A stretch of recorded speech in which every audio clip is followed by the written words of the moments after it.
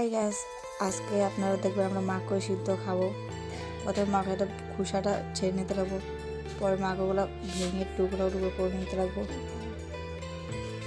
পরে একটু জল দিয়ে ধুয়ে নিতে লাগবো ভালো মতন।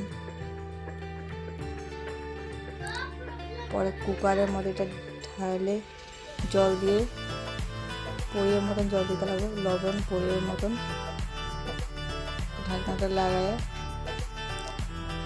সিদ্ধ করে নিতে লাগবে। 6টা সিটি মেরে ওটাকে নামিয়ে নিতে লাগবে। নুন, মরিচের গুঁড়ো,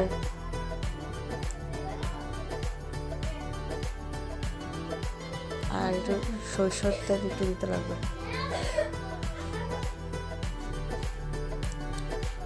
সরষের তেল দেওয়া হলে একটু ভালো মতো মেখে নেবে।